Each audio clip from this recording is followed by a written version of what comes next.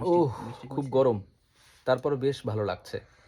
নিজেকে উপভোগ করার জন্য সবচাইতে বেশি দরকার যে পানীয়টা, তার নামই হচ্ছে কি বলেন তো? বলছিলাম যে পানীয়র কথা, সেটা সিলেটে খুব বেশি পাওয়া যায়।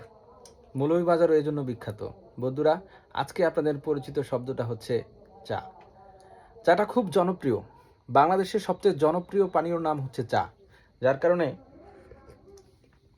একেবারে টপ টু বটম, ৫ তলা থেকে গাছতলা, আমাদের মতো সাধারণ মানুষ যারা আছি, আমরা যখন ঢালা বিছানায় বসে থাকি, তখনও চা খেতে ভালো লাগে।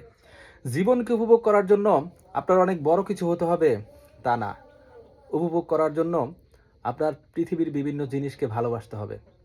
মানুষের ভালোবাসাটার বিষয়টাকে বুঝতে হবে। প্রত্যেকটা প্রাণীর প্রতি আপনার সহানুভূতি হতে হবে। তাহলেই বুঝতে পারবেন। আপনি ওই ৫ তলা থেকে গাছতলায় নেমে আসুন। সিঁড়ি বেয়ে নিচে এসে যখন সাধারণ মানুষের সাথে মিশবেন, যখন তাদের সাথে কথা বলবেন, ভালো-মন্দ জানবেন, তখন দেখবেন তাদের ভিতরের ভালোবাসাটা যেটা, সেটাই হচ্ছে সত্যিকারের ভালোবাসা। আমরা সেই ভালোবাসাটাকে খুঁজি।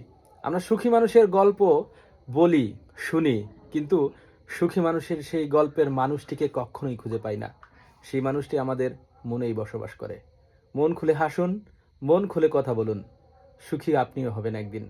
আপনাকেই খুঁজছে সুখী মানুষ খুঁজে যারা তারা।